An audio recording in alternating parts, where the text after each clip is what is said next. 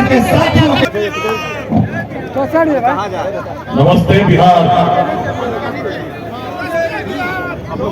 सबसे पहले पूरे बिहार के सभी 38 जिलों से यहाँ पधारे एक एक व्यक्ति का, एक एक पुरुष का, एक एक महिला का, एक एक युवा का हृदय से नमन करता हूँ, अभिनंदन करता हूँ। राष्ट्रकवि दिनकर की भूमि को नमन करता हूँ, अपने पूर्वजों की भूमि को नमन करता हूँ, माँ गंगा को नमन करता हूँ, मिथिला की भूमि को नमन करता हूँ, मिथिला भगत के संगम स्थली बेगूसराय जिले को नमन करता हूँ। भारतवर्ष उज्जवल हो, भारत का भविष्य उज्जवल हो। आज इस पूरे मैदान में गणेश महाविद्यालय के इस मैदान में 85 अतिथियों को अभिनंदन करता हूँ। एक उत्सव का माहौल है, एक क्रांति के उत्सव का माहौल है। ये पहला कार्यक्रम इस प्रकार का है जो राजनीतिक नहीं है, जो धार्मिक नहीं है, लेकिन बिहार को बढ़ाने के लिए सभी 38 जिलों से हजारों हजार की संख्या में आज लोग उपस्थित हैं। इस धरती पर हम एक ही संदेश लिए हुए हैं, नमस्ते बिहार। उस बिहार को नमस्ते जो प्राचीन काल में, जब रोड आज के जैसे नहीं थी, टेक्नोलॉजी आज के जैसी नहीं थी, सूचना के तंत्र आज के जैसे नहीं थे, व्यक्ति को व्यक्ति से जोड़ना जानती थी। इस रूप में जोड़ना जानती थी कि अफगानिस्तान के पार तक भारतवर्ष के अखंड साम्राज्य को हम स्थापित कर सके, हिमालय के उत्तर तक कर सके, दक्षिण में सागर तक तो कर ही सके थे, पूर्वोत्तर के भी पार तक कर सके। कैसा था वो बिहार जिसमें जब संसाधन नहीं थे, अब उस अखंड भारत के साम्राज्य का निर्माण कर सके। कैसा था वो बिहार जिसमें जब पूरे यूरोप में न ऑक्सफोर्ड की कल्पना हुई थी, न कैम्ब्रिज की कल्पना हुई थी, विश्व भर से लोग पैदल चल के आने के लिए तैयार रहते थे। पूरे 1000 साल पहले सभी तिब्बत के लोगों ने सोना दान दिया था, मिलकर दिया था, और किसी युद्ध के लिए नहीं दिया था। केवल एक आचार्य को विक्रमशिला विश्वविद्यालय से तिब्बत की धरती पर आमंत्रित करने के लिए दिया था। कैसा सम्मान होता था जब पूरी मंडली चली तिब्बत से विक्रमशिला पहुंची, तो विक्रमशिला तो स्थापित थी, पूरे विश्व से लोग आते थे।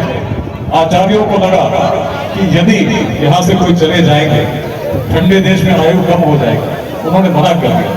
राजा लाल लामा बड़े परेशान हुए, लगा कि और राशि कैसे लाएं, शायद राशि कम थी। आचार्यों की बात तो विचार थी, और राशि लेने जब पहुंचे उन्हें पता नहीं चला कैसे खदानों की तलाश में नेपाल की सीमा में चले गए।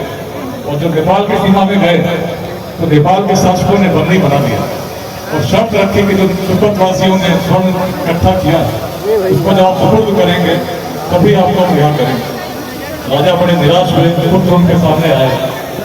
राजा के पुत्र ने पूछा तो राजा ने कहा, जिस राशि को ज्ञान के लिए संग्रह हर तिब्बतवासी ने किया उसको व्यर्थ नहीं जाने दो, इसको ज्ञान की भूमि बिहार की ओर भेजो, विक्रमशिला के आचार्यों से पुनः आमंत्रित करो। आपके कारण हमारे नरेश की जात दशा हुई। और तब जब मंडली दोबारा आई, 3 वर्ष लगे, तब जाकर आतिश दीपंकर श्री ज्ञान पैदल चलकर तिब्बत गए। और आज तिब्बती कहीं भी हो, पूरे विश्व में हो, भारत के किसी क्षेत्र में हो, उसी परंपरा का वाहक है जिसके बीच कभी विक्रमशिला ने हुए। बहुत शक्ति थी बिहार में। सोचिए उस काल में जब संसाधन नहीं थे, यदि अग्रणी थे पूरे भारतवर्ष में, अफगानिस्तान तक भी जाके तो संदेश बिहार का होता था। आज हमारी सोच कैसी हो गई, आज हमारी दृष्टि कैसी हो गई, आज हमारी स्थिति कैसी हो गई। क्या आज बिहार वैसा है जिस समय कोई जाते थे? आज एक समय ज्ञान के लिए लोग पूरे देश के देश स्वर्ण एकत्रित करते थे, लोग पैदल चल के आते थे। आज स्थिति क्या हो गई? शिक्षा की बात तो छोड़ दीजिए, कोचिंग के लिए लोग कोटा जाते हैं, और कोटा में शिक्षक भी बिहार के अधिकांश है, विद्यार्थी भी अधिकांश। आखिर ऐसी दुर्दशा क्यों हुई? कौन इसका जिम्मेदार है?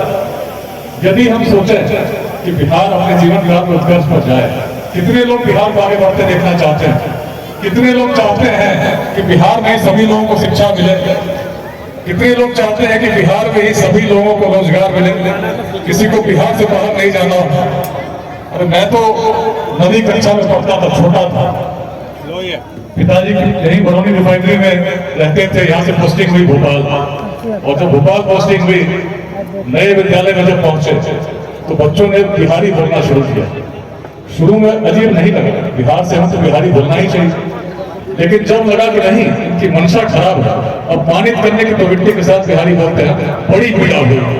इतनी पीड़ा हुई कि कौन ऐसा व्यक्ति है, कौन ऐसे व्यक्ति हैं जिनके कारण आज बिहार की ऐसी दुर्दशा होगी कि एक युवा भी जाता है तो उसको बिहारी शब्द बोलकर अपमानित किया जाता है। उस बिहारी शब्द से जिसको सम्मान का प्रतीक होना चाहिए, किसने उसको अपमान का सूचक बना दिया? कौन इसका जिम्मेदार है? उस समय बिहारी अग्रणी थी तो क्यों थी? कहीं न कहीं जो भी व्यक्ति बिहार से बाहर जाते हैं, इस अवस्था को उन्होंने कभी न कभी अवश्य अनुभव किया है कि दूसरों का जो प्रभाव रहता है बिहार के लिए, क्या वैसा होना चाहिए? उस भूमि ने जिसने अखंड भारत के पूरे साम्राज्य को निर्मित किया, उस भूमि ने जिसने विश्वविद्यालयों को स्थापित किया, उसके व्यक्ति को यदि कोई अपमान के भाव से देखे तो कमी किसकी है? कमी किसी और की नहीं है भाइयों और बहनों, कमी हमारी अपनी है, क्योंकि हम अपने सामर्थ्य को भूल गए हैं, अपने पूर्वजों की दृष्टि को भूल गए हैं। जिस दिन बिहार जाग गया, उस काल में जब ऐसा कर सकता था, आज क्या कर सकता है इसकी सीमा कोई सोच नहीं सकता, उसकी कल्पना नहीं कर सकता। इस मैदान में एक एक व्यक्ति साक्षी है, संकल्प का जमात देंगे, क्योंकि बिहार को यदि बदलना है तो प्राचीन बिहार की दृष्टि को समझना होगा। उस समय बिहार कहाँ बढ़ रहा था? बिहार में जातियां कम भी थी, लेकिन जिस प्रकार का जातिवाद आज जहर के रूप में, संघर्ष के रूप में हमारे मनों में उत्पन्न है, व्यक्ति को व्यक्ति से तोड़ता है, जिस प्रकार का संप्रदायवाद आपस में हमें एक दूसरे से मिलने नहीं देता, यदि उस समय बिहार में रहा होता तो क्या हम अफगानिस्तान के प्रांत तक साम्राज्य को बना पाते? यदि इस प्रकार का भाव रहता तो क्या चीन से लोग आते, कोरिया से लोग आते, जापान से कोई आता? सब सम्मान के साथ आते थे। बिहार की भूमि अलग थी, बिहार में जातियां कम भी थी, लेकिन जातिवाद नहीं, सोच अलग थी। नंद वंश का उदय यदि कहीं हो सका तो अपने बिहार की धरती पर हुआ, मगध में हुआ। नंद वंश कहां से आ सकता? समाज के सबसे निम्न वर्ग का व्यक्ति शासक हो सकता है, ऐसी अवधारणा देने वाली भूमि यदि कोई है तो अपना बिहार है। समय से आगे सोचने वाली भूमि, जातियों से ऊपर सोचने वाली भूमि, ऐसी भूमि जहां आचार्य चाणक्य भी जब चले तो उन्होंने चंद्रगुप्त की जाति नहीं देखी, सामर्थ्य को पूजने वाली भूमि रही है बिहार। अब जब भी कोई सामर्थ्यवान सामने आया है, बिहार ने हृदय से स्वीकार किया, इसलिए बिहार आगे बढ़ा है। और जब भी ऐसा व्यक्ति जो बिहार की दृष्टि को लेकर चला हो, तो आचार्य चाणक्य जैसे लोग आए हैं, जिन्होंने केवल युवा को देखा और देखा कि इसकी दृष्टि क्या है, किस प्रकार से जोड़ना जानता है। और तब जब ऐसे भाव के साथ चले, यवन सेना चली थी वीर अलेक्जेंडर के नेतृत्व में, अलेक्जेंडर द ग्रेट पूरे यूरोप को पराजित कर चुके थे, पर्शिया जीत चुके थे। जब यहाँ आए, उस युवा टोली जो मगध से निकली थी, उसने जब सबके बीच में उतारना शुरू किया, जब मगध की सेनाएं चलती हैं, उनके धूल में सूर्य भी छिप जाता है। ऐसी भय व्याप्त हुई उस सेना में कि धीरे धीरे सभी ने अपने सिकंदर महान का विरोध करना प्रारंभ कर दिया। हम आगे नहीं जाएंगे, आगे मगध है। लेकिन कौन सा मगध? यवन सैनिकों को लौटना पड़ा, वीर अलेक्जेंडर भी लौट गए। उस मगध का शौर्य क्या था? उसके शौर्य का वर्णन तो स्वयं भगवान श्री कृष्ण ने कहा, जब उन्होंने कहा महाभारत में, मगध के शौर्य के कारण मुझे अपनी राजधानी मथुरा से द्वारका ले जानी पड़ी।